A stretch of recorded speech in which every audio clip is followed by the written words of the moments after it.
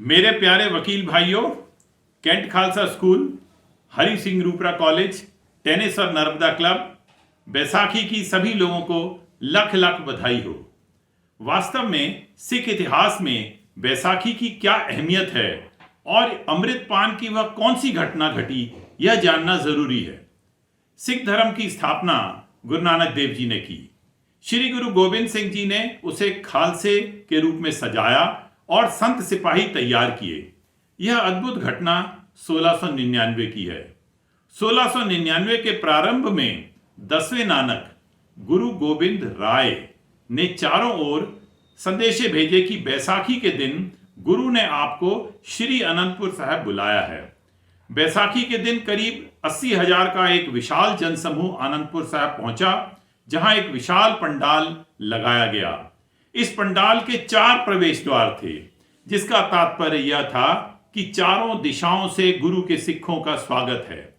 कार्यक्रम जब पूर्ण यौवन पर था, तब श्री गुरु गोविंद राय ने संगत के सामने उपस्थित होकर अपनी तलवार कृपाण म्यान से बाहर निकालकर आह्वान किया कि मुझे एक सिख का शीश चाहिए।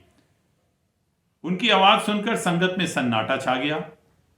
तीसरी आवाज देने पर एक सिख खड़ा हुआ, जिसका नाम था दयाराम खत्री, जो कि लाहौर का एक दुकानदार था। उसने अपना शीश गुरु साहब को भेंट किया। गुरु साहब ने उसे मुख्य पंडाल के बाजू में अलग एक तंबू में ले गए। थोड़ी देर बाद गुरु साहब उस तंबू से रक्त रंजित तलवार लेकर बाहर आए और पुनः गुरु के सिखों से एक और शीश की मांग की। इस बार धर्मदास जी जाट खड़े हुए, जो हस्तिनापुर मेरठ के थे। उन्होंने भी अपना शीश कुर्बानी हेतु गुरु साहब के सामने पेश किया। फिर गुरु साहब उसे भी बाजू वाले तंबू में ले गए। पुनः कुछ देर गुरु साहब रक्त रंजित तलवार लेकर उस तंबू से बाहर निकले।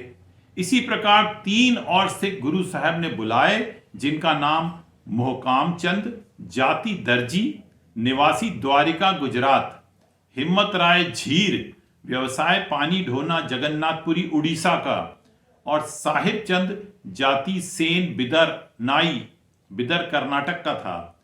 इन तीनों को भी एक एक कर तंबू में ले जाया गया और उसी प्रकार गुरु साहब उसी प्रकार रक्त रंजित तलवार लेकर बाहर निकले। इस प्रकार 5 सिखों के शीश लेने के थोड़ी देर बाद वे 5 सिख सुंदर पगड़ी और कृपाण धारण कर संगत के सामने प्रस्तुत किए गए, जिनका परिवेश देखकर संगत मंत्रमुग्ध हो गई। उपरोक्त 5 प्यारे सिख धर्म के पहले 5 सिख हैं। माता साहिब कौर, सुपत्नी गुरु गोविंद सिंह जी, ने बाटे के जल में बताशे डाले और उन्हें खंडे 2 धारी कृपाण से हिलाते हुए 5 बाणियों का उच्चारण किया। 5 बाणियां हैं जपजी साहब, जाप साहब, त्व प्रसाद सवैये, चौपई साहब और आनंद साहब। इस प्रकार उसे घोला गया और इस प्रकार तैयार किया गया अमृत 5 सिखों को छकाया गया, अर्थात पिलाया गया। तदोपरांत उन्हें 5 प्यारे की उपाधि से अलंकृत किया गया। उनके नाम के आगे अब सिंह लगने लगा, अर्थात दया सिंह, धर्म सिंह, हिम्मत सिंह, मोहकाम सिंह और साहिब सिंह। इसके बाद श्री गुरु गोविंद राय ने इन 5 सिखों के सामने खुद को अमृत छकाने का आग्रह किया कि अब मुझे भी गोविंद राय से गोविंद सिंह बनाओ। ऐसा ही किया गया, अर्थात गुरु के द्वारा सुशोभित अमृतधारी 5 सिखों ने ही गुरु साहब को अमृतपान कराया।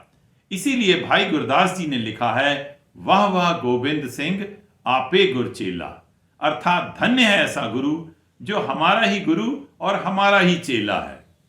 अमृतपान के बाद गुरु जी का नाम गोविंद राय से गोविंद सिंह हो गया।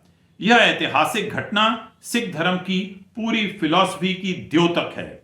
उपरोक्त घटना के बाद करीब 80,000 सिखों को इसी मर्यादा के अनुसार 5 अमृतधारियों सिखों द्वारा इसी प्रकार अमृत छकाया गया। इस ऐतिहासिक घटना के से कुछ बातें स्पष्ट हो जाती हैं। पहली बात, चारों दिशाओं से गुरु के सिख गुरु की गोद में आने के लिए आमंत्रित हैं। दूसरा, सिख धर्म का सर्वोच्च सम्मान जिन पहले 5 सिखों को प्राप्त हुआ वे भारत के अलग अलग प्रदेशों से आए थे, अर्थात सिख धर्म का उद्गम सिर्फ पंजाब में नहीं सारे हिंदुस्तान के अलग अलग कोनों से हुआ था। तीसरी बात, 5 प्यारे अलग अलग जातियों के थे, अर्थात सिख धर्म जाति के भेदभाव को कदापि स्वीकार नहीं करता। हिंदू, तुर्क, कोक, राफजी, इमाम, साफी, मानस की जात सब एके पहचान वो। चौथी बात, सिख बनने से पहले अपने शीश की कुर्बानी देने के लिए तैयार होना पड़ता है। जो तो प्रेम खिलन का चाओ, सिर तर तली गली मेरी आओ। अर्थात अगर आप मेरे से प्रेम करना चाहते हो तो पहले अपना शीश काटकर अपनी हथेली में रखकर फिर मेरे पास आइए, अर्थात सत्य की खातिर अपनी जान कुर्बान करने के लिए आप तैयार रहें। 5वीं बात, सिख धर्म के कोई भी 5 अमृतधारी मिलकर जो वचन करते हैं वह गुरु के मुख का वचन माना जाता है।